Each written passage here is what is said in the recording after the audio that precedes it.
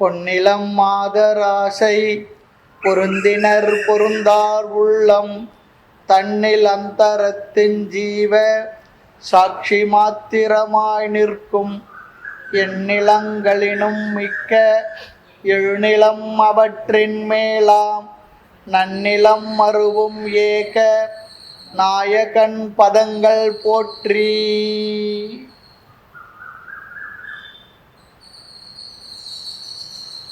கைவல்ய நவநீதம் சந்தேகம் தெளிதல் படலம் பார்ட் 2 160வது பாடல். பாவி மந்த விராகத்தில் சந்நியாசங்கள் ஒன்றும் பலித்திடாதே தீவிரத்தில் குட்டீசகமும் வெகுதகமும் என்றிரண்டு திறங்கள் உண்டாம் தாவி நடந்திட திடம் இல்லாதவர்க்கு குடீசகமும் சகங்கள் எங்கும் மேவி நடந்திட திடம் உள்ளவர்க்கு வெகுதகமும் என விதித்தார் மேலோர். பாவி மந்த விராகத்தில் சந்நியாசங்கள் ஒன்றும் பலித்திடாதே தீவிரத்தில் குட்டீச்சகமும் வெகுதகமும் என்றிரண்டு திறங்கள் உண்டாம் தாவி நடந்திட திடம் இல்லாதவர்க்கு குடீசகமும் சகங்கள் எங்கும் மேவி நடந்திட திடம் உள்ளவர்க்கு வெகுதகமும் என விதித்தார் மேலோர். வைராகியம் 3 வகை சொல்லி சொன்னார். நல்லா ஞாபகம் வச்சுன்னா வைராகியம்னா பிடிவாதம் சொல்லி அர்த்தம் இல்லை, பற்றற்ற தன்மைன்னு சொல்லி சொல்ற. அதுல மந்த வைராகியம், தீவிர வைராகியம் 2வது, 3 தீவிரதர வைராகியம் சொல்லி பார்த்தோம். தீவிரதர வைராகியத்துல இகலோக பரலோக அனைத்தும் அனித்தியம் துக்கம் என்று மித்தை அவை நமக்கு வேண்டாம் என்று வெறுத்து விடுதல். ஈனம் தரும் நாடு இது நமக்கு வேண்டா என்று ஆனந்த நாட்டில் அவதரிப்பது என்றால் சொன்னார். ஆக அந்த வைராகியத்தினால் மனிதர்கள் எடுத்துக்கொள்கின்ற இந்த வாழ்க்கை முறை துரியாஷ்டமம் 4வது வாழ்க்கை முறையாகிய சந்நியாசம், அதை பற்றி இந்த 106வது பாடல்ல சொல்றார். மந்த வைராகியத்தால் சந்நியாசம் இல்லை, தீவிர வைராகியத்தால் வரும் சந்நியாசத்துள் உள்ள வேறுபாடுகளும் அது யாருக்கு உரியது என்பதையும் இங்கு கூறுகிறார் சொல்லி சொல்றார். பாடலை பார்க்கலாம். பாவி மந்த வைராகியத்தால், விராகத்தில், விராகம் என்றால் விராகசிய பாவக வைராகியம், வைராகின்னு அர்த்தம். பாவியினது மந்த வைராகியத்தில், பாவி சொல்லி சொன்னா தீவினை உடையவன். தற்காலிக வைராகியம், புரியாத வைராகியம், ஏதோ ஒரு வேகத்துல ஏதோ ஒரு கோபத்துல பண்றது, அரை குறை வைராகியம் அப்படி சொல்லலாம். ஏதோ ஒரு காரணம், அந்த காரணம் முடிஞ்சிடுச்சுன்னா மறுபடியும் இந்த பக்கம் திரும்பிடும். அப்படி எடுத்துக்கொள்கின்ற சந்நியாசங்கள் ஒன்றும் பலித்திடாது, அந்த சந்நியாசம் எந்த பலனையும் தராது சொல்றார். யாதொரு சந்நியாசம் சித்திக்க மாட்டாது, ஒர்க் அவுட் ஆகாதுன்னு சொல்றார். சந்நியாசம் நடக்காது, உண்மையில் சந்நியாசம் நடக்காது.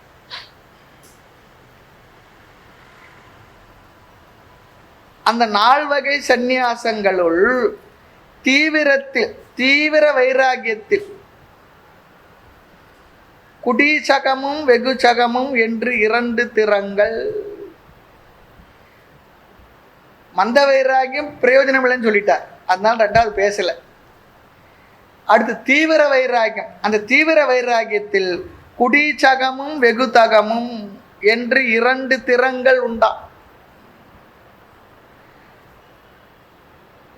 வெகுதகம் பகுதகம் அப்படிலாம் சொல்லி சொல்றோம். வெகுதகம்னா பகுதகம், பகுமானம் வெகுமானம் சொல்றோம் பாருங்க. நம்ம இந்த வார்த்தைகள்லாம் வழக்கத்தில் இருக்கு இன்னைக்கும்.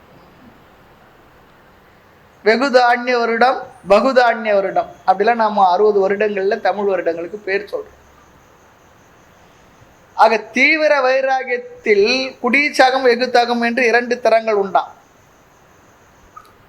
இனி இவை இத்தகையோருக்கு உரியவை என்பதை, அது எவை யாருக்குரியது என்பதை சொல்ல போகின்றார். கஷ்டத்தினால விட்டுள்ள, புரிந்து தெரிந்து விடுதல். நிறைய பேர் பார்க்குறோம், பெரிய பெரிய மகாத்மாக்கள்லாம் பெரிய பெரிய குடும்பங்களில் பெரிய அந்தஸ்தில் பெரிய அறிவாளிகளாக பெரிய படிப்பு எல்லாம் இருந்தவங்க க்ஷண நேரம் அவ்வளோதான். ஒரு சுவாமி ரிஷிகேஷில் இருந்தார், நெல்லூர்கார், ஆந்திராவை சேர்ந்தவர், டெப்டி கலெக்டராக இருந்தார். ரிஷிகேஷுக்கு போனார், அந்த சூழ்நிலையை பார்த்தார், திருப்பி வரவே இல்லை, முடிஞ்சிட்டு அவ்வளோதான். அங்கே சன்னியாசம், அங்கே வாழ்க்கை நிறைய. அதெல்லாம் ஏதோ பூர்வ ஜென்மத்தில் இருந்த வாசனைகள்.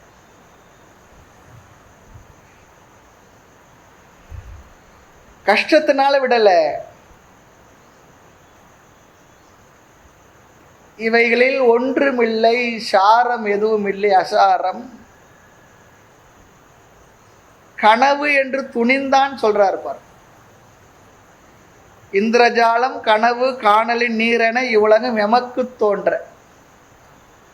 தெளிவா புரிஞ்சிடுதான்.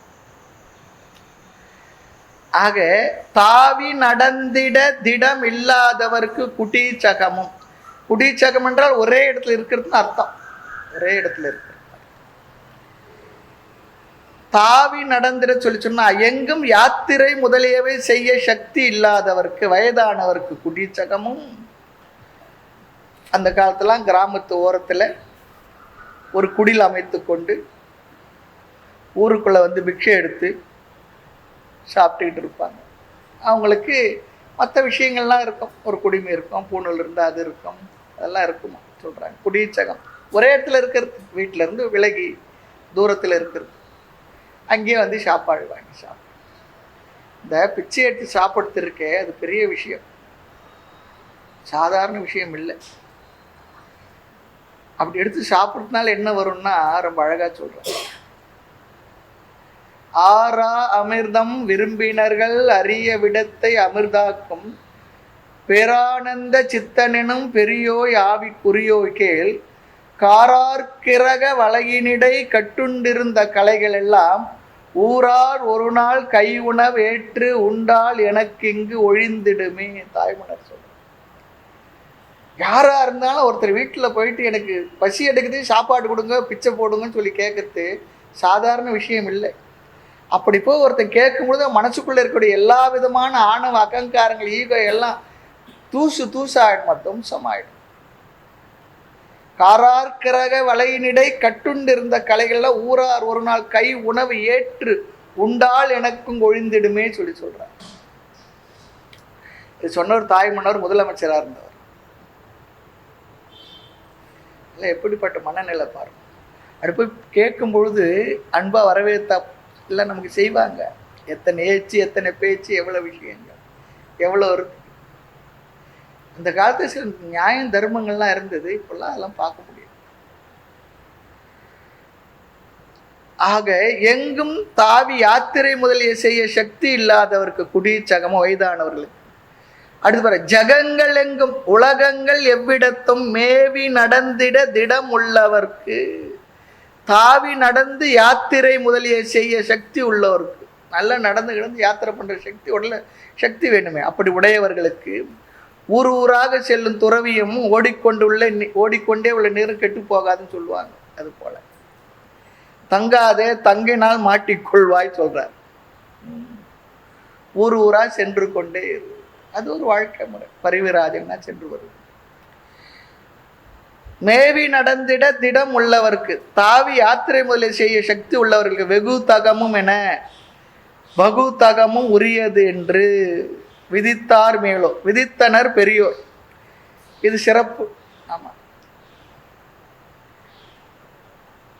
போய்கொண்டே இருக்கணும். ஒரு ஊர்ல தங்கக்கூடாது. விஷயம் கேட்கறது கூட ஒரு வீட்டில் ஒரு நாளைக்கு வாங்க, அடுத்த வீட்டில் அந்த வீட்டில் நல்லா இருக்குது சாப்பாடு டேஸ்டா இருக்குன்னு போயெல்லாம் உட்காந்துலாம் கேட்கக்கூடாது.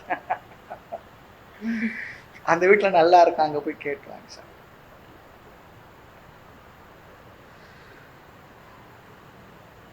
வெகு தகமும் என விதித்தார் மேலோர்.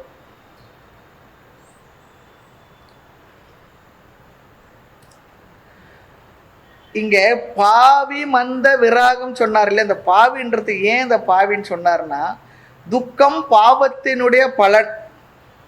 அதனால் அடையப்படும் மந்த விராகம் உடையவனை பாவி என்றும், கஷ்டம் வரும்பொழுது மயான வைராகியம் போல மந்த விராகம் உடனே, மந்த விராகம் சாமானியம் ஏதோ ஒரு சூழ்நிலை, ஒரு நெருக்கடி, அந்த நேரத்தில் அப்படி அவன் மாறுவதனால் அதற்கு பாவி மந்த விராகத்தில் சந்நியாசங்கள் ஒன்றும் பலித்திடாது என்று சொன்னார். நியாயம் சொல்றார். ஏன் பாவி மந்த விராகம் சொன்னார்? பாவின்னா என்னன்னா, பாவத்தினுடைய பிரயோஜனம் துக்கம். அதனால் ஒருவன் சந்நியாசத்தை எடுத்துக்கொண்டார். அதான் சொல்றார். பொன்னை மாதரை பூமியை நாடிடேன், என்னை நாடிய என்னுயிர் நாதனே, உன்னை நாடுவன் உன்னருள் தூவெளி, தன்னை நாடுவன் தன்னன் தனியனே. இதுதான் ஒர்க் அவுட் ஆகுற சன்னியாசம் சொல்றார்.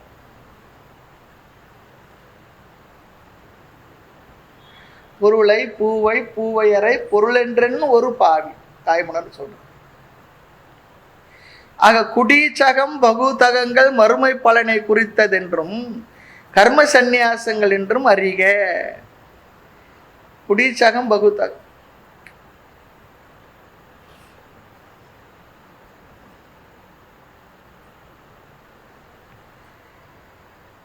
காரணம் என்னன்னா, உபாசனை பிரதான சந்நியாசங்கள் இவை. அந்த சந்நியாசத்துல நிறைய ஜபம், குடீச்சகம், அதாவது வானப்பிரஸ்த அப்படி கூட வச்சுக்கலாம்னு வச்சுங்களேன். வானப்பிரஸ்த ஆசிரமத்தை என்ன வேலை தெரியுங்களா? நமக்கு ரிட்டையர்ட் ஆகிட்டோம், ஏதோ வீட்டில் 1-2 காரியங்கள் செய்து கொடுத்துட்டு நம்ம என்ன பண்ணோம்னா அமைதியாக இருந்துக்கிட்டு நிறைய ஜபம் பாராயணம் அதுதான் நிறைய பண்ணணும். நிறைய சாஸ்திரங்கள் படிக்கிறது. அதுக்காக தான் கிராமங்கள்லாம் பார்த்தீங்கன்னா சாவடிலாம் வச்சுருப்பாங்க பாருங்க. வயதானவங்க இப்போ உட்காந்து ராமாயணம் படிப்பாங்க, மகாபாரதம் படிப்பாங்க, பாகவதம் படிப்பாங்க, எல்லோரும் கேட்பாங்க, புராணங்கள் படிப்பாங்க, கேட்பாங்க. அதோட கூட ஊருக்கு ஒரு இடத்துல ஒரு அரச மரம் இருக்கும். அரச மரத்துக்கு ஒரு பிளாட்ஃபார்ம் போடுவாங்க. அதில் உட்காந்து அரச மரம் அவ்வளோ விசேஷம் ஆரோக்கியத்துக்கு. ஆக்சிஜன் குறைஞ்சிட்டுன்றாங்க பாருங்க. ஆக்சிஜன் நிறைய அந்த மரம் உற்பத்தி பண்ணுறது தான். இப்போ பகல்லே அது ராத்திரி 2 வேளையும் உற்பத்தி பண்ணுறதுன்னு சொல்கிறாங்க அரச மரம். ஒரு அரச மரம் இருந்தால் அதை சுற்றுப்பட்டு 3 கிலோமீட்டரில் தேவையான ஆக்சிஜன் நல்லா கிடைக்கும், உற்பத்தி ஆகும்னு சொல்கிறாங்க.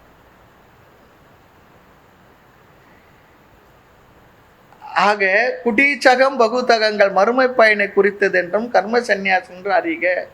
காரணம் அது உபாசன பிரதானம். அந்த உபாசனை அதிகம் ஜபம் பண்ணியிருந்தா அவனுக்கு பிரம்மலோக பிராப்தி உண்டு, பிரம்மலோகத்துக்கு போகலாம். காரணம் உபாசனை நிறைய பண்ணுறான். அங்கே பிரம்மலோகத்தில் வைராகியம் வந்ததுன்னா அங்கே பிரம்மாஜி அங்கேயே என்ன பண்ணுவார்னா சாஸ்திரங்கள் சொல்லி கொடுத்து நீ ஆத்மா என்று புரிய வைத்து அகம் பிரம்மாத்மா புரிய வச்சார்னா அங்கே மோட்சம். இல்லைன்னா அந்த உபாசன பலன் தீர்ந்து போனால் ஷீனே புண்ணிய மத்திய லோகம் விஷயம் இந்த உலகத்துக்கு வந்து மறுபடியும் பிறவி எடுத்து மறுபடியும் ஞானத்தை பெற்று தான் மோட்சம். ஞானத்தினால்தான் மோட்சம். அங்கே என்ன சௌகரியம்னு அடிக்கடி சொல்கிறது தான் பெரியவங்களாம். இங்கே ஒரே இடத்துல நேராக பார்க்கணும். ஒரு சாமி ஒருத்தர் சொன்னார்னா அங்கே என்னென்னா அவருக்கு 4 தலை இருக்கிறது, எந்த திசையில் வேணால் சௌகரியமாக உட்காந்து கேட்கலாம். 4 தலை இருக்கு அவருக்கு.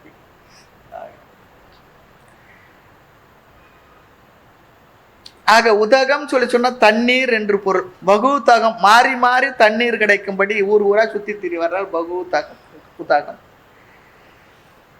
ஒரு பழைய பாட்டு, சன்னியாசியா திரிவது எதனாலேன்னா 10 வீட்டு சோறு ருசி கண்டதாலேன்னு ஒரு பாட்டு. பார்த்துக்கலாம். இல்லை இது வேற. சரி. ஆக 160வது பாடலுடைய திரண்ட கருத்து என்னன்னா, தீவிர வைராகியத்தில் குடிச்சகம் பகுத்தகம் என்ற 2 விதங்கள் உண்டு. எங்கும் யாத்திரை செய்யத்தக்க தேக திடமில்லாதவருக்கு குடிச்சகமும், யாத்திரை செய்ய சக்தி உடையோருக்கு பகுத்தகமும் ஆன்றோர் விதித்திருக்கின்றனர், பெரியவர்கள் வகுத்து சொல்லி இருக்கின்றார்கள் சொல்லி சொல்றார். அடுத்து 161வது பாடல். இருவகை தீவிர தரத்தும் அஞ்சன் என்றும் பரமாஞ்சன் என்றும் சொல்வார். வரும் அஞ்சனுக்கு முக்தி சத்திய லோகத்தில் அன்றி வாராதென்பார். பரமாஞ்சனுக்கு முக்தி இவ்வுலகில் ஞானத்தால் பழிக்கும் என்பார். திறமருவும் பரமாஞ்சன் தானும் இருவகையாகும் செப்ப கேளாய். இருவகை தீவிர தரத்தும் அஞ்சன் என்றும் பரமாஞ்சன் என்றும் சொல்வார். இங்க சொல்வார்னு இருக்கு, அந்த பழைய புது சொல்வர்னு இருக்கு, பரவாயில்ல பார்த்துங்க. ஒரு இது சொல்வர். வரும் அஞ்சனுக்கு முத்தி சத்தியலோகத்தன்றி வாராதென்பார். பரமாஞ்சனுக்கு முத்தி இவ்வுலகில் ஞானத்தால் பழிக்கும் என்பார். திறமருவும் பரமாஞ்சன் தானும் இருவகையாகும் செப்ப கேளாய்.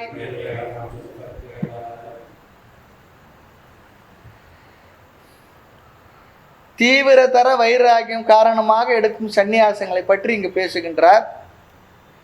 பாடல் பார்க்கலாம். தீவிர வைராகியத்திலும் தீவிர தரத்திலும் 2 வகை இருக்குன்னு சொல்றார். 2 வகை தீவிர தரத்தும். அதில் அஞ்சன் சொல்லியிருக்கல, இங்க ஹம்சன் என்றும் பரம அம்சன் என்றும் 2 வகை உள்ளது. குடிச்சகம் வெகுதகம் ஹம்சம் பரமஹம்சம், இந்த சன்னியாசி 4. அதுல தீவிர தரத்துல வர்றது ஹம்ச சன்னியாசி பரமஹம்ச சன்னியாசி 2 வகை உள்ளது. அஞ்சனுக்கு சொல்லிச்சுன்னா அம்சனுக்கு மோக்ஷம் பிரம்மலோகத்தில் தான், சத்தியலோகத்தில் தான், சத்தியலோகத்தில் மேல் உலகத்தில், இங்கு கிடையாது. காரணம் இவன் உபாசனா பிரதானம், இவனும் கூட உபாசன பிரதானம் தானே ஹம்ச சன்னியாசி. ஞானம் இல்லை, குரு இடத்துல ஒழுங்காக படிக்கல, இல்லை படிச்சிருந்தா ஞான நிஷ்டை ஆகலை. பரமஹம்சனுக்கு இங்கேயே ஜீவன் முக்தி. பரமஹம்ச சன்னியாசிக்கு இந்த உலகத்தை ஜீவன் முக்தி. காரணம் என்ன? அவன் ஞானத்தை பெற்றிருக்கிறான், ஞானத்தினால மோட்சம் கிடைக்கும், பழிக்கும் என்பார். அவனுக்கு இந்த உலகத்திலே ஞானத்தினால மோட்சம் உண்டு. அந்த பரமஹம்ச சந்நியாசத்திலும் 2 வகை இருக்கின்றது. திறமரும் பரமாஞ்சன் தானும் 2 வகையாகும் செப்ப கேள. அதுல 2 வகை இருக்கு, சொல்றேன் கேளு. திறமருன்னு சொல்லிச்சுன்னா வைராகியம், தீவிர ஜிக்ஞாசை உள்ளவன். அதாவது வெறும் ஆர்வம் இருந்தால் மட்டும் போதாது. எனக்கும் படிக்கணும்னு ஆர்வம் இருக்குது, சாஸ்திரம் கேட்கணும் ஆர்வம் இருக்குது, கீதை கேட்கணும் ஆர்வம் இருக்குது, சரி அவ்வளோதான், ஆர்வம் இருக்குது அவ்வளவுதான். ஆனால் அதை அறிய வேண்டும் என்று முயற்சி செய்து அறிவதற்கான முயற்சியில் ஈடுபடுதல், அது ஒழுங்காக பாடம் கேட்கறதுன்னு அர்த்தம்.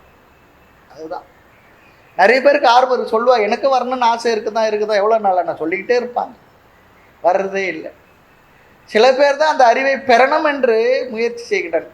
நமக்கு எல்லோருக்கும் பல ஆசை இருக்குது, எல்லா ஆசையும் அடைஞ்சிடுறோம்னா இல்லை, சில ஆசை தான் அடையப்படுது. அதை அடையணும்னா அதுக்கான முயற்சி பண்ணணும். அதுபோல் அந்த அறிவை பெறுவதற்கான முயற்சியில் ஈடுபட்டு தீவிரமாக அறிவை பெறுவது, சிரவணம் பண்ணுறதுன்னு அர்த்தம், கேட்டல் சொல்லி அர்த்தம். இப்போ நாம் என்ன பண்ணுறோமோ அதுதான்.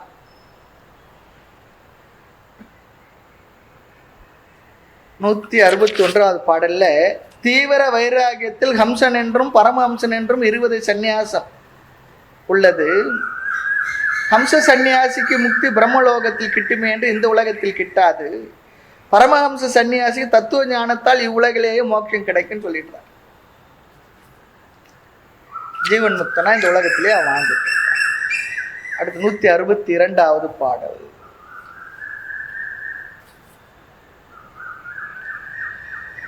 சிஞ்ஞாசு ஞானவான் என்றிரண்டு பேர்கள், அவரிற் சிஞ்ஞாசு மெய்ஞான பூமியில் மூன்று பூமியில் நடக்கும் விவேகியானோன், சுஞானவான் என்போன் ஜீவன் முக்தி அடைந்திருக்கும் தூய மேலோன், அஞ்ஞானம் அகலும் அந்த ஜிக்ஞாசும் இருவகையாம் அதுவும் கேளாய். சிஞ்ஞாசு ஞானவான் என்றிரண்டு பேர்கள், அவரில் சிஞ்ஞாசு மெய்ஞான பூமியில் மூன்று பூமியில் நடக்கும் விவேகி ஆனோன், சுஞானவான் என்போன் ஜீவன் முக்தி அடைந்திருக்கும் தூய மேலோன், அஞ்ஞானம் அகலும் அந்த சிஞ்ஞாசும் இருவகையாம் அதுவும் கேளாய். சந்நியாசத்துல 4 வகை: குடீச்சகன், பகுதகம், ஹம்சம், பரமஹம்சர். அந்த பரமஹம்சனும் 2 வகைன்னு சொல்லி சொல்றார். பரமஹம்ச சந்நியாசத்தில் உள்ள பெயரும் அவற்றை உடையோர் இலக்கணமும் இங்கு கூறுகின்றார். பாடலை பார்க்கலாம். பரமஹம்ச சந்நியாசத்தில் 2 பிரிவு இருக்கு. என்னென்ன பிரிவு? சிஞ்ஞாசுன்னு போட்டிருக்கா, ஜிக்ஞாசு, ஞானவான் என்று 2 விதம். ஜிக்ஞாசு, ஞானவான். நம்ம கீதையின் அடிப்படையில் சொல்லணும்னா வித்வத் சந்நியாசம், விவிதிஷா சந்நியாசம். விவிதிஷா சந்நியாசம்னா ஞானத்தை பெறுவதற்கு அடையாள சந்நியாசம். வித்வத் சந்நியாசம்னா சந்நியாசம் அடையாள சந்நியாசம் இல்லை, அறிவில் பெறுகின்ற ஞானம், அறிவு, துறவு, அதனால் வரும் துறவு. அது வித்வத் சந்நியாசம். விவிதிஷா சந்நியாசி எல்லாருக்கும் சொல்லலை, அடையாள சந்நியாசி எல்லாருக்கும் சொல்லலை, வித்வத் சந்நியாசி எல்லாராலையும் முடியும். ஏன்னா பாடத்தை ஒழுங்காக கேட்டு நம்மளாம் என்ன, நாமளும் வித்வத் சந்நியாசி தான், அதை எல்லாருக்கும் சாத்தியம் சொல்கிறார். அங்கே நம்ம விரிவாக பார்த்துருக்குறோம் சந்நியாச யோகத்தில், பகவத்கீதையுடைய 5வது அத்தியாயத்தில். இங்கே எப்படி சொல்கிறார், நம்ம அது அந்த வகையில் பார்க்கலாம். இவர்களில் ஜிக்ஞாசு என்பவன்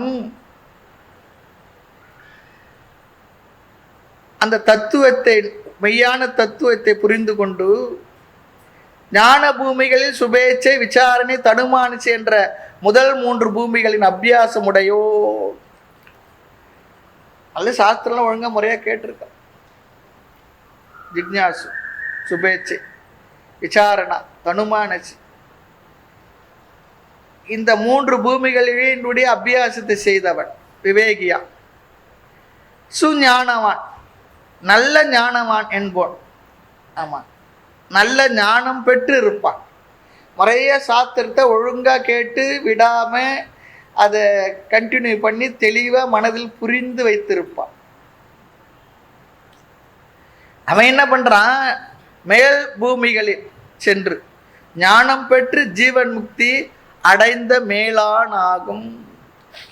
ஞானத்தை பெற்று மோட்சத்தை அடைந்த மேலான ஜீவன் முக்தி அடைஞ்சிட்டான். நல்ல ஞானம் பெற்றிருப்பான், தூய ஞானவான். யார்? பரமஹம்சன். பரமஹம்ச சந்நியாசு 2 விதம். ஒன்று ஜிக்ஞாசு, இன்னொன்று ஞானி, ஞானவான், நல்ல அறிவை பெற்றிருப்பான். ஜிக்ஞாசு என்பவன் ஞாத்தும் இச்சு, அறிய வேண்டும் என்ற பேரார்வத்தோடு முறைய ஞானத்தை பெரும் முயற்சியில் இருப்பவன். அதில் ஜிக்ஞாசு, சுபேட்சை, விசாரணை, தனுமானசி என்ற முதல் 3 பூமிகளின் அபியாசத்தை உடையவன். அவன் விவேகியும் கூட. நல்ல ஞானவான் என்போன் மேல் பூமிகளில் சென்று ஞானம் பெற்று ஜீவன் முக்தி அடைந்த மேலானாகும். அப்போதான் என்ன ஞானம் பெற்றாதான் அஜ்ஞானம் அகலம். கிரமமாக அஜ்ஞானம் போகும். இல்லை என்றால் ஏதோ ஒன்று விஷயத்தில் அறிவு இருக்கும், இன்னொரு விஷயத்தில் தெளிவு இருக்காது. அப்படி இல்லை இவன். ஆகவே இந்த பரமாம்சனுக்கு மேலான ஞானத்தை அடைந்த ஜீவன் முக்தி அடைந்த அந்த மேலோனுக்கும் மேலாக வேறு இன்னும் இல்லைன்னு சொல்றார். வேறு யாரையும் பார்க்க முடியாது சொல்றார். அஜ்ஞானம் அகலும் கிரமமாக நீங்க பெறும். அடுத்து அந்த ஜிக்ஞாசுனுடைய பாகுபாடும் இருவகையாம். அப்பாகுபாட்டை அதுவும் கேளா. ஒன்று ரெண்டு ரெண்டா விபாகம் பண்ணிட்டே போறார். 162வது பாடல்ல பரமாம்ச சந்நியாசியிலும் ஜிக்ஞாசு ஞானவான் என்ற இருவிதம் உண்டு. இவர்களில் ஜிக்ஞாசு என்பவன் ஞான பூமிகளின் சுபேட்சை விசாரணை தனுமானசி என்ற முதல் 3 பூமிகளின் அபியாசத்தை உடையவன். ஞானவான் என்போன் மேல் பூமிகளில் சென்று ஜீவன் முக்தி அடைந்துள்ள மேலோனாகும். அந்த ஜிக்ஞாசுவிலும் மேலும் 2 வகை உண்டு, அதுவும் சொல்கிறேன் கேள் சொல்லி சொல்றார். அடுத்து 163வது பாடல்.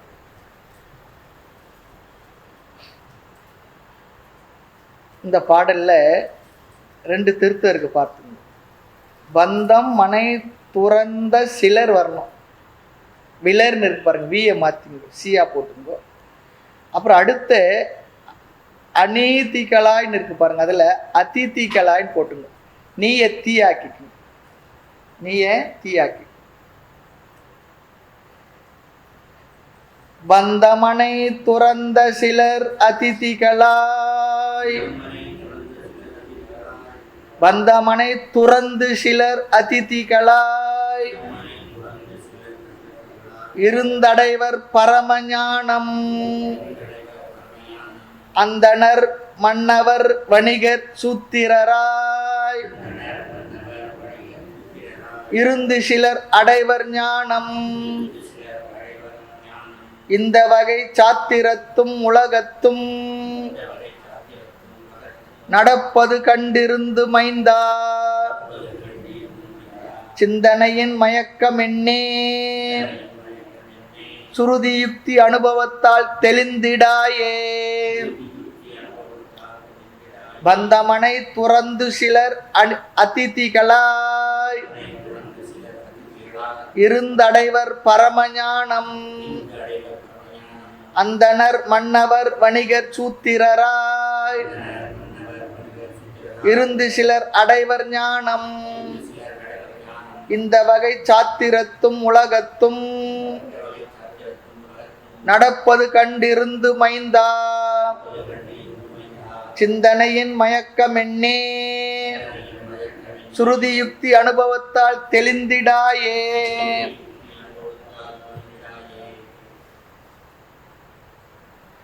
தத்துவத்தை அறிய வேண்டிய பேரார்வத்துடன் உள்ள ஜிக்ஞாசுகளின் பாகுபாடான இருவகை நிலையின் இலக்கணம் கூறல். 158வது பாடல் முதல் 162வது பாடல் சென்ற பாடல் வரை சொன்னதை விட இந்த 63ல் இருக்கிறது தான் பதில், சரியான விஷயம் சொல்றார். இங்கு அதிதி சொல்லி சொன்னா சன்னியாசிகளுக்கு ஒரு பேர், சன்னியாசிகளை தான் அதித்தின்னு சொல்றார். அதிதி தேவோ பவ சொல்லி சொன்னா சன்னியாசி தேவோ பவ என்று தான் பொருளாம். அதிதினா நம்ம விருந்தினர்கள் சொல்லி நினைச்சிருக்கோம். இங்க அதிதி சொல்லி சொன்னா சன்னியாசிகள் சொல்லி அர்த்தம். இது ஒரு அர்த்தம். ந வித்தியதே திதிஹி எஸ்ய மனுஸ்மிருதி சொல்றது. தேதி சொல்லாமல் வருபவர். அதுதான் அந்த காலத்துல அப்படிதான்.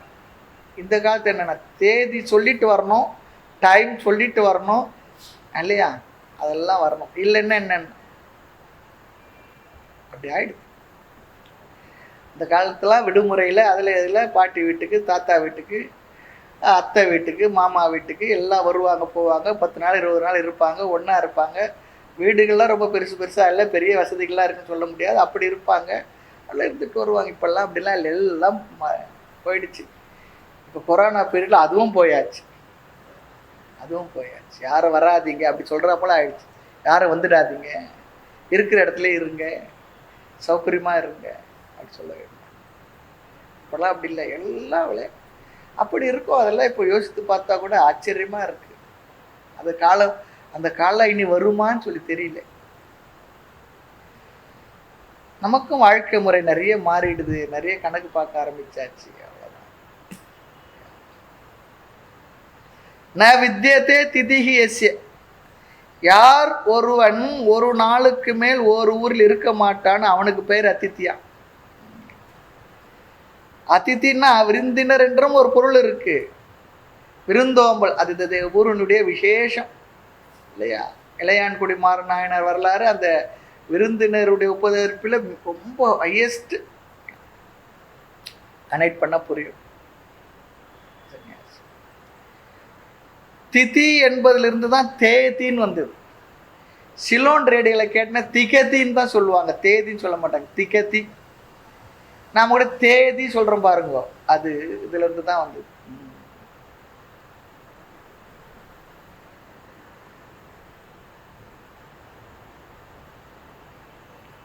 எந்த நாள்ல எந்த ஊர்ல இருப்பான்னு அவனுக்கே தெரியாதான் இந்த சன்னியாசிக்கு. ஆக பந்தமனை துறந்து சிலர் அதிதிகளா இருந்து அடைவர் பரம ஞானம். பரமஹம்ச சந்நியாசத்தில் வித்வத் சந்நியாசம். வித்வத் சந்நியாசம்னா அறிவில் பெறுவது. மனத்துறவு சொல்றாங்க பாருங்க. அறிவை தத்துவ ஞானத்தை பெற்றதனால் மனதில் வந்த ஒரு துறவு. வெளி அடையாளங்கள் இல்லை, மந்திரபூர்வமான சந்நியாசம் எதுவும் பண்ணல. ஆனா மனதளவில் என்ன எப்படி இருக்கான்னா, அந்த கரணம் அடங்க துறப்பதுவே மற்றெந்த துறவினும் நன்று எந்தாய் பராபரமே. மனதளவில் அவன் துறவியாகவே இருக்கின்றான். எதனால்? அவன் பெற்ற ஆத்ம ஞானத்தினால். அதுதான் வித்வத் சந்நியாசம். விவிதிஷா சந்நியாசம் என்றது அடையாள சந்நியாசம். அடையாள சந்நியாசம் என்பது ஞானத்தை பெறுவதற்காக ஏற்றுக்கொள்வதாக இருக்கலாம். அவருடைய பிராரப்தத்தில் அந்த சன்னியாசி விதிக்கப்பட்டிருந்தால் கிடைக்கும். இல்லை என்றால் எல்லோரும் விவிதிஷா சன்னியாசி ஆகணுன்ற அவசியம் இல்லை. ஆனால் வித்வத் சந்நியாசம் பெறலாம். அப்படின்னு என்ன அர்த்தம்னா, முறையா ஒழுங்கா நம்ம பாடம் கேட்டு ஞானத்தினால மனதில் அந்த நிலையில வாழலாம், வீட்டில் இருந்து கொண்டே. ரொம்ப முக்கியம். ஆக பரமஹம்ச சந்நியாசத்தில் வித்வத் சந்நியாசம், விவிதிஷா சந்நியாசம் 2 இருக்கு. இந்த விவிதிஷாவும் 2 பிரிவு இருக்கு.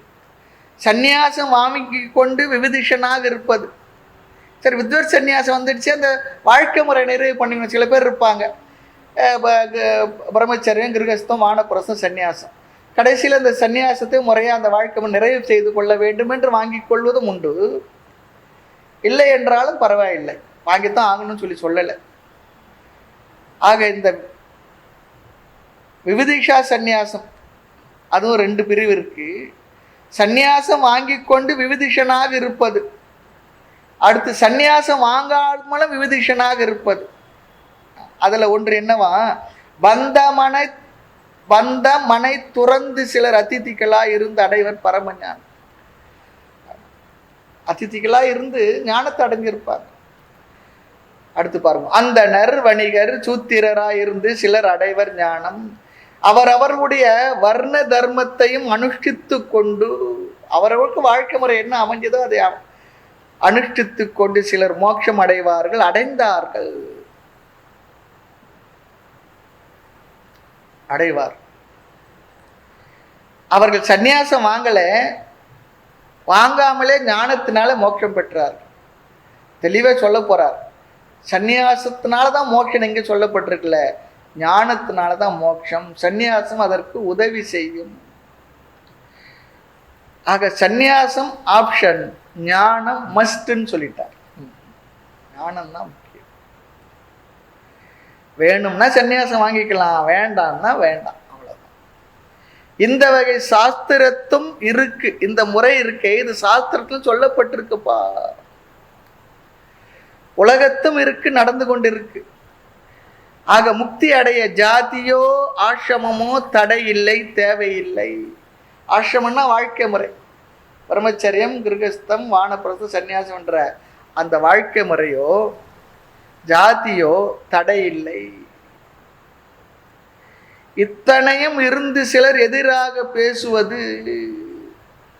இத்தனை இருந்து சில பேர் மைந்தா சிஷ்யனே இவைகளுக்கு எதிராக பேசுவது அவர்களுடைய புத்தியில் உள்ள தோஷம்தான், குறைதான். யார் அப்படி சொன்னாங்க? அது சில நூல்களில் சில பேர் சில அவங்களோட புத்தி தோஷத்தினால் சொல்லிவிட்டு சென்று இருக்கின்றார். அதை சுருதி யுக்த அனுபவத்தால் தெளிந்திடாயே. சாஸ்திர வாக்கியம் யுக்தி அனுபவத்தால் தெளிந்து கொள் சொல்றார். சாஸ்திரத்தினுடைய வாக்கியத்தையும் உன்னுடைய யுக்தியையும் அனுபவத்தை வைத்து நன்கு இதை புரிந்து கொள். ஆக ஜிக்ஞாசுவிலும் இருவிதம் உண்டு. சிலர் மனைவி மக்கள் முதலிய எல்லா புறப்பொற்றுகளையும் துறந்து அதிதிகளாய் இருந்து பிரம்ம ஞானம் அடைவர். யாதாயினும் ஒரு காரணத்தினால் புற சந்நியாசம் கொள்ள முடியாத சிலர் பிராமணன், சத்திரியன், வைசியன், சூத்ரன் என்ற வர்ணாசிரம விதிப்படி இல்லறத்தில் இருந்து கொண்டே அகத்துறவு பூண்டு குருவை அடைந்து அபியாசத்தால் ஞானம் அடைவர். அகத்துறவு, மனத்துறவு. வெளியில தெரியல, மனதில் அப்படி இருக்கான். மனதளவில் அவன் துறவிதான். அகக்கருவி கொண்டு ஆராய்கிறான் மெஞ்ஞானி, புறக்கருவி கொண்டு ஆராய்கிறான் விஞ்ஞானி சொல்றது போல இங்க அகத்துறவு. இது வேற அர்த்தம் தான், இருந்தாலும் அகத்துறவு. இல்லறத்தில் இருந்து கொண்டே அகத்துறவு கொண்டு குருவை அடைந்து அபியாசத்தால் ஞானம் அடைவர்.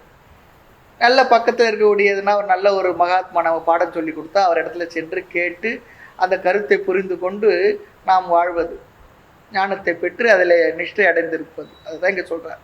இல்லறத்தில் இருந்து கொண்டே அகத்துறவு பூண்டு குருவை அடைந்து அபியாசத்தால் ஞானம் அடைவர். இவ்வாறு இது சாஸ்திரத்தில் கூறப்பட்டிருப்பதோடு உலகில் பிரத்யக்ஷ அனுபவமாகவும்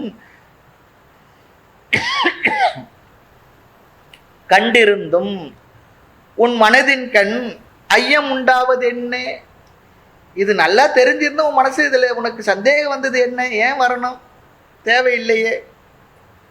சுருதியுக்தி அனுபவங்களால் சந்தேகத்தை ஒழித்து ஆனந்த நிலையை அடைவாயாக. சுருதியுக்தி அனுபவங்களால் சந்தேகத்தை ஒழித்து ஆனந்தத்தை அடைந்து கொள் சொல்றார். ஆகல புறத்துறவு பெரிய விஷயம் இல்லை, அது அமைஞ்சா சரி. இல்லை என்றால் மனதளவில் நீ இந்த துறவு மனப்பான்மையோடு ஞானத்தை பெற்று மோட்சத்தை அடைந்து கொள். சன்னியாசி ஆகியும் ஞானத்தை பெறாமல் மோட்சம் அடையாதவர்கள் இருக்கலாம், சன்னியாசி ஆகாமல் ஞானத்தை பெற்று மோட்சம் அடைந்தவர்கள் இருக்கலாம். இது உண்மை, இது நன்கு தெரிந்து கொள், புரிந்து கொள் சொல்றார். எந்த இடத்துல சன்னியாசமே உனக்கு மோட்சத்தை தரும் சொல்லவே இல்லை, ஞானம்தான் மோட்சம் தரும் தான் சொல்லியிருக்கு. ஆக இதனால் மோட்சத்தை அடைவதற்கு ஆசிரமம் அல்லது வாழ்க்கை முறை மட்டும் காரணம் இல்லை. இல்லறத்தில் இருப்பினும் சன்னியாசி ஆயினும் உலகத்தில் எத்தொழில் செய்யணும் மனதில் தீவிர வைராகியத்தை அடைந்து அகத்துறவு பூண்டு ஞான பூமிகளின் அபியாசத்தினால் ஞானத்தை பெற்றால் எவரும் மோட்சம் அடையலாம் என்று விளங்குவது உணர்கன்னு சொல்றார். எவரும் மோட்சம் அடையலாம், நல்லா புரிஞ்சுக்கோன்னு சொல்றார்.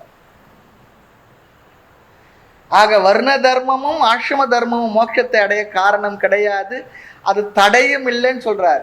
சுவாமி எங்களுக்கெல்லாம் மோட்சம் கிடைக்குமா? நாங்கள்லாம் கிரகஸ்தர்களா இருக்கிறோம், ஏன் கிடைக்காது? அந்த ஒரு மனசுல இருக்க குற்ற உணர்வை நீக்கி கொள்ளுங்கள் சொல்றார். அதுக்காக சன்னியாசம் வாங்கினால அவர் மோட்சம் அடைஞ்சிட்டாரா? அதுவும் இல்லை. ஞானத்தை அடைந்தாரா? சன்னியாசத்திலிருந்து ஞானத்தை அடைஞ்சாரா? கிரகஸ்தனா இருந்து ஞானத்தை அடைஞ்சாரா? ஞானம் தான் மோட்சத்தை தரும். ஆக ஜென்மாந்திர சம்ஸ்காரம் இருக்கும், ஞானமே மோட்சத்தை தரும். ஆக ஞானம் எந்த வர்ணத்தில் இருந்தாலும், ஆசிரமத்தில் இருந்தாலும், எந்த மதத்தில் இருந்தாலும், எந்த மொழி பேசினாலும், எந்த தேசத்தில் இருந்தாலும் ஞானத்தை அடைந்து மோட்சத்தை அடைதல் சாத்தியமே. இந்த வார்த்தையெல்லாம் ரொம்ப பலமான ஸ்ட்ராங் வேர்ட்ஸ், இதெல்லாம் ஞாபகம் வச்சு. ஆமாம், எந்த வர்ணத்தில் இருந்தாலும், எந்த ஆசிரமத்தில் இருந்தாலும், எந்த மதத்தில் இருந்தாலும், எந்த ஜாதியில் இருந்தாலும், எந்த மொழி பேசினாலும், எந்த தேசத்தவனாயினும் ஞானத்தை அடைந்து மோட்சத்தை அடைதல் சாத்தியமே. அதை தவிர்த்து மாற்றி சொன்னால் அத்வைத வேதாந்த சித்தாந்தத்துக்கு விருத்தமாகிவிடும், புறம்பாகிவிடும் சொல்றார். வர்ண ஆசிரம தர்மம் கர்ம காண்டத்துல சொல்லப்பட்ட விஷயம். ஞான காண்டத்தில் அப்படி இல்லை. ஞானம் வேணும்னா அவனுக்கு தகுதி இருக்கா, அதுதான் சொல்லியிருக்கு. தகுதினே என்ன? சாதன சுவிட்டிய சம்பத்தி, விவேக வைராகியம், சமமாதிரி ஷட்க சம்பத்தி, முமுட்சுத்துவம் இருக்கா, அவன் தான் ஞானத்தை பெறுவான். அவனுக்கு அந்த தகுதி தான் பார்ப்பார தவிர அவன் எந்த ஊருக்கார, எந்த பேருக்கார, எந்த ஜாதி, எந்த குலம், எந்த கோத்திரம் ஒன்றும் அவன் கேட்க மாட்டான். ஆர்வத்தோடு அதாவது விவேகியாக இருந்து கொண்டு பேர் ஆர்வத்தோடு ஞானத்தை பெறுவதற்கு குருவிடத்துல வந்தானா அவனுக்கு ஞானத்தை கொடுப்பார். வேற எதுவும் கேட்க மாட்டார். அவர் எதிர்பார்க்குற குவாலிஃபிகேஷன் அவன் இந்த ஞானத்தை பெறுவதற்கு விவேக வைராகியம் இருக்கிறதா மட்டும்தான் பார்ப்பார். கொஞ்சம் கூட குறைய இருந்தாலும் உட்கார வச்சு சொல்லி கொடுத்து விவேக வைராகியத்தை முழுமையாக்கிடுவார். அதுதான் உண்மை. ரொம்ப தெளிவு இது. ஆமா, கைவல்ய நவநீத நூல் இருக்கே, எல்லா சகல சாஸ்திரங்களுடைய சாரன் கூட சொல்லலாம். அந்த அளவுக்கு எல்லாத்தையுமே இதுல பேசுறார், நல்லா பேசியிருக்கார். ஆக வர்ண ஆசிரம தர்மத்தை யோக்கியதையாக சொல்வது சம்பிரதாயம் ஆனாலும் கூட அது ஏர் டைட்டா பெருசா இங்க சொல்லி இருக்குல்ல. உனக்கு வைராகியம் இருக்கா, ஞானத்தை பெற தகுதி, முடிஞ்சு போச்சு, அவ்வளவுதான். மனைவி மனை வாழ்க்கை யாக்கை துறந்த பொழுதே, கைவசம் என கொடுத்த போதே தாய்மனார் சொல்லுவார். ஆக வேதாந்தம் எல்லாருக்கும் பொது. ஜாதி என்பது சரீர அபிமானத்திலிருந்து வருவது தானே தவிர சாஸ்திரத்தின் நோக்கம் தர்மத்தை உபதேசிப்பதுதான் நோக்கம், அவனை பக்குவப்படுத்துவதுதான் நோக்கம். அதனால்தான் சர்வ தர்மான் பரித்யஜ்யன்னு சொல்லி சொன்னார். மாமேகம் சரணம். பகவத்கீதையினுடைய இந்த ஸ்லோகத்துக்கு யார் ஒழுங்கா அர்த்தம் சொல்றாங்களோ அவங்க தான் கீதையினுடைய அர்த்தத்தை ஒழுங்கா சொன்னதா இருக்குன்னு சொல்லுவாங்க. ஆசிட் டெஸ்ட் ஸ்லோகம் சொல்லுவாங்க பாருங்க, அது போல ஸ்லோகம் இது. இந்த வார்த்தைக்கு யார் ஒழுங்கா அர்த்தம் சொல்றாங்களோ அவங்க கீதையை ஒழுங்கா சொல்லியிருப்பாங்கன்னு அர்த்தம். இதுல ரெண்டாவது அபிப்பிராயம் சாஸ்திரத்துக்கோ மகான்களுக்கோ கிடையவே கிடையாது. ஆக இந்த வர்ண தர்மம் என்பது ஒரு சமூக ஏற்பாடு, உயர்வு தாழ்வு கற்பிப்பதற்காக ஏற்பட்டதில்லை. ஆனால் எல்லாரும் சேர்ந்து அழித்து விட்டோம். உயர்வு தாழ்வு சொல்லி நாசமாக்கி விட்டோம். ஆக இங்கே அகம் பிரம்மாஸ்மியா, அகம் பிராமணோஸ்மியா, அகம் பிரம்மாஸ்மி தான் எல்லாருக்கும் வேண்டியது.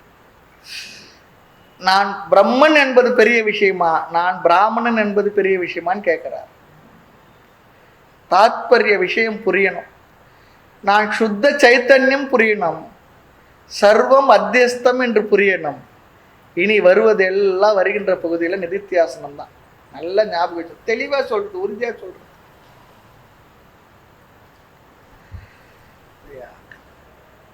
தில்லை 3000 சொல்லுவாங்க பாருங்க, அதுல முதலாவது நடராஜா தான்.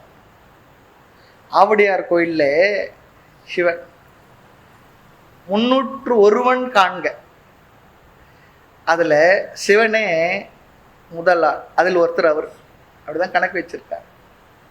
ஆக அகம் சத்திரியோஸ்மியா, வைசியஸ்மியா, சூத்ரோஸ்மியா, அகம் பிரம்மாஸ்மி தானே தேவை, அதுதானே முக்கியம், அதுதானே மோட்சம், அதுதானே வேணும்.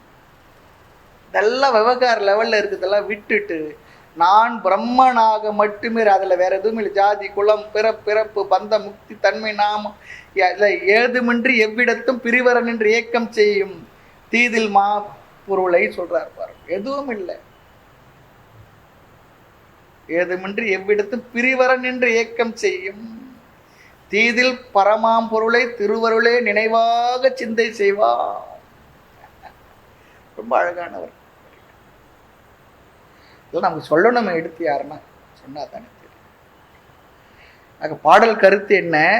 சிலர் மனைவி மக்கள் முதலிய எல்லா புறப்பற்றுகளையும் துறந்து அதிதிகளாக இருந்து பிரம்ம ஞானம் அடைவர்.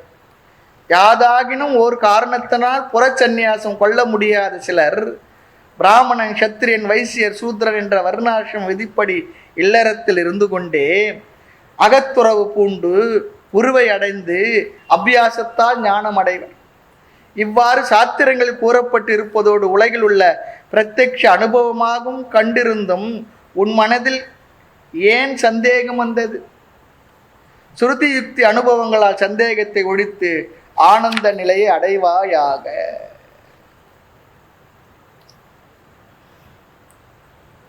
மேலும் 164வது பாடல்.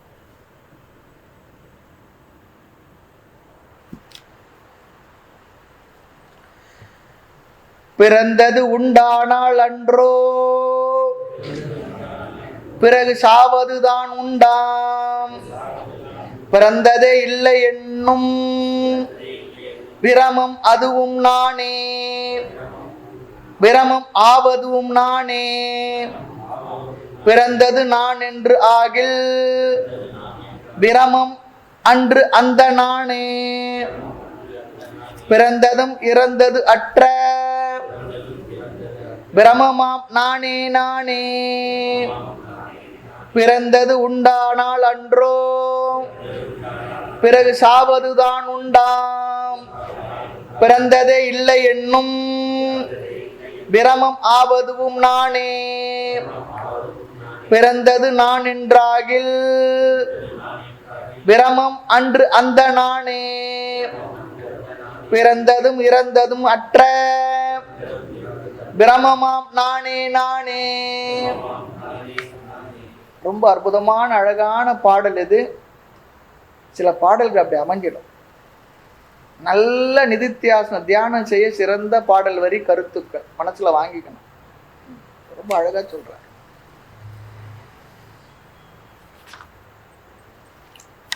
பார்க்கலாம்.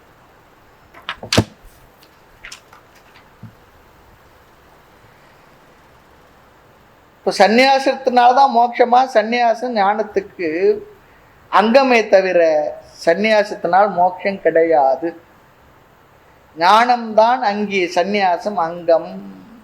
ஆகவே இங்க என்ன பாடலை பார்க்கலாம். பிறந்தது உண்டானால் அன்றோ பிறகு சாவதுதான் உண்டாம். நான் பிறந்தா தானே சாமி சாகிறதுக்கு, நான் பிறக்கவே இல்லையே. நான் ஜென்மா எடுத்திருந்தா தானே இறப்பு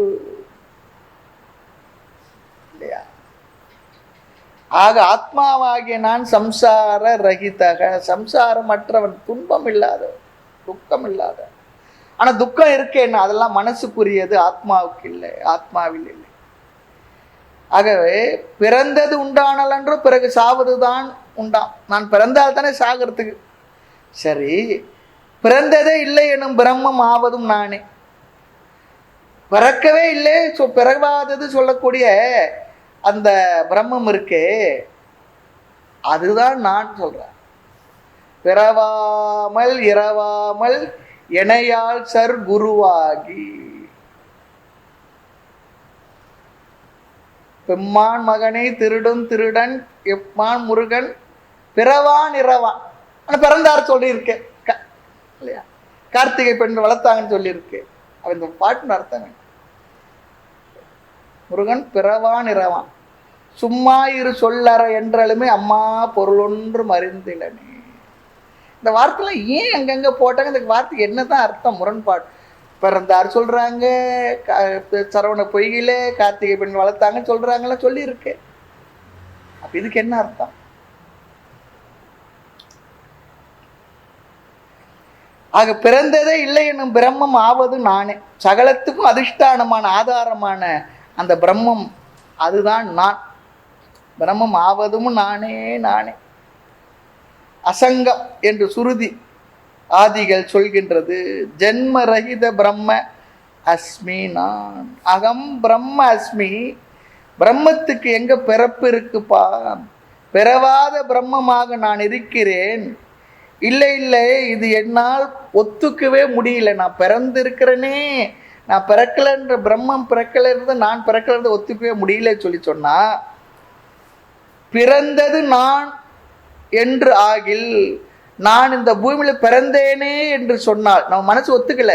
முதல்ல இந்த விஷயங்கள் நம்ம மனசு ஒத்துக்கிறதே இல்லை. முறையா சாஸ்திரம் படிச்சு அப்படியே மனசு அதுல இருக்க ஊறத்தான் அது நம்முடைய மனதுல ஒத்துக்கிறது, ஒரு அக்செப்டன்ஸ் வருது. நான் பூமியில் பிறந்தேன் என்று சொன்னால், அப்படி எண்ணம் வந்தால் அகம் பிரம்மாஸ்மி சரியா வராது எனக்கு. நான் ஒத்துக்கல. ஆனா ஒருத்தர் சொல்ற, ஞாபகம் இருக்கட்டப்பா, நீ ஒத்துக்கொண்டாலும் ஒத்துக்கொள்ளவில்லைன்னா நீ பிரம்மந்தான். நீ ஒத்துக்கிட்டாலும் ஒத்துக்கணும் பிரம்மன் தான். அதுல சந்தேகம் இல்லை. உனக்கு வேணும்னா அது அக்செப்டன்ஸ் இல்லாத இருக்கலாம். அந்த நான், அந்த பிறந்த நான் பிரம்மம் என்று அந்த நானே. காரணம், பிரம்மம் பிறக்காது. ஆகையினால் பிறந்தது நான் என்றாகில், பூமியில் ஜனித்தது நான் என்ற எண்ணம் வந்தால் சொல்லப்படுமாயில், இல்லையா, பிறந்தா தானே மரணம். ஆனால் பிறந்திருக்கிறேன்னு நீ சொன்னால் அந்த நான் பிரம்மம் என்று, அந்த நான் நீ சொல்ற அந்த நான் பிரம்மம் இல்லை, அது அகந்தைன்னு சொல்லிடுற, அகங்காரம் சொல்ற. அவித்யை காம கர்மங்களுடன் கூடி ஜனித்து நின்ற அகம் சப்த வாக்கியமான அகங்காராதி பிரம்மம் நான் என்று அவர் சொல்ற வார்த்தை பாருங்க.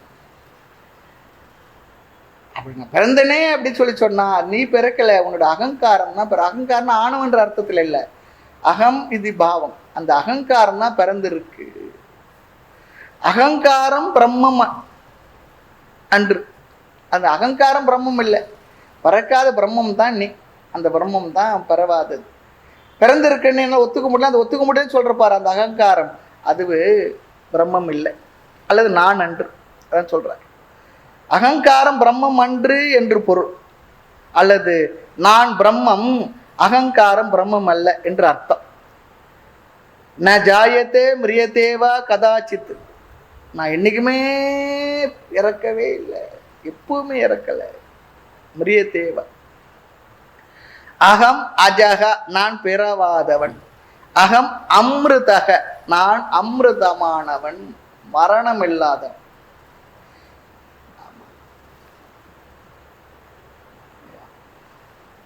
நான் நிரந்தரமானவன், அழிவதில்லை, எந்த நிலையில எனக்கு மரணம் இல்லை. அம்ருதக,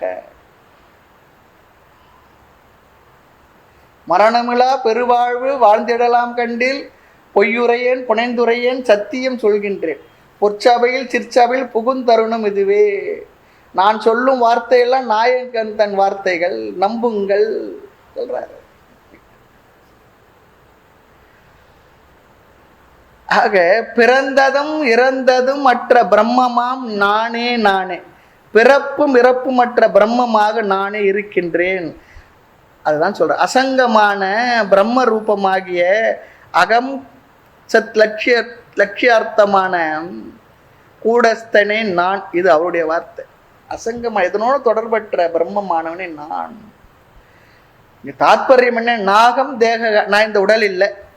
அகம் ஷட்பாவ விகார ரகிதா, நாகம் சிதாபாசா, அகம் கேவல சைத்தன்யம் ஏவ, நாகம் அகங்கார விலக்ஷணக, அகங்கார சாட்சி. எல்லாத்துக்கும் காரணம் நான் பிறந்துள்ளேன் என்று நினைப்பதுதான் அது தவறுன்னு சொல்லிடுறார். பிறப்பே மாயை, அது காணல் நீர், வாழ்வின் எல்லா அனுபவங்களும் மாயை மாயை மாயை. ஆக விவகார திருஷ்டிக்கு முக்கியத்துவம் தராதே, அகண்டாகார விருத்திக்கே முக்கியத்துவம் தா. அகங்கார விருத்திக்கு முக்கியத்துவம் தான் சொல்றார். ஆக இந்த பாடலுடைய திரண்ட கருத்து என்னன்னா, நான் பிறந்தால்தானே இறப்பதற்கு, நான் பிறக்கவே இல்லை எனும் பொழுது பிரம்மமாக இருப்பதும் நானே. நான் பிறந்தேன் என்று சொன்னால், அப்படி எண்ணம் வந்தால் பிரம்மம் பிறக்காது.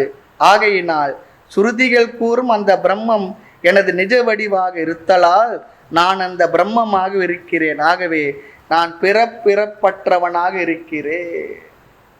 இது இந்த பாடலுடைய திரண்ட கருத்து. இல்லையே, எனக்கு வயது இவ்வளவு ஆயிற்று, அதுவரை நான் உயிருடன் இருப்பேன் என்றெல்லாம் விவகாரம் செய்தால் இருத்தலால் நான் பிறக்கவும் இல்லை நான் இறக்கவும் இல்லை என்று என்கின்ற அந்த கருத்து எப்படி பொருந்தும், மனசு ஏத்துக்கலையே என்ற கேள்வி வரும்பொழுது குரு விடை சொல்றார். நான் பிறந்தேன் அல்லது பிறந்தது நான் என்று கூறப்படுமாயின், அந்த நான் என்னும் சொல்லுக்கு அந்த வாக்கியமானது அகங்காரமயமன்றி லட்சியமான பிரம்மம் அன்று, லட்சியார்த்தமான அந்த பிரம்மம் இல்லை. எனது நிஜ வடிவம் நான் எனும் சொல்லுக்கு லட்சியமான பிரம்மஸ்வரூபமாய் இருத்தலின் பிறப்பு இறப்பற்ற பிரம்மமாகிய நானே நானாய் இருக்கிறேன். இதில் எந்த ஒரு சந்தேகமும் இல்லை என்று சொல்றார். இதுல எந்த ஒரு சந்தேகம் நீ கொள்ளாதே, ரொம்ப உறுதியா சொல்றார், தெளிவா சொல்றார். மேலும் விஷயங்களை அடுத்த வகுப்பில் பார்க்கலாம். மூர்த்தி எல்லாம் வாழி, எங்கள் மௌன குரு வாழி, அருள் வார்த்தை என்றும் வாழி, அன்பர் வாழி பராபரமே. ஐயனே எனதுள்ளே நின்று அனந்த ஜென்மங்களாண்ட மெய்யனை உபதேசிக்க வெளிவந்த குருவே போற்றி. உய்யவே முக்தி நல்கும் உதவிக்கோர் உதவினாயேன் செய்யுமாறொன்றும் காணேன் திருவடி போற்றி போற்றி.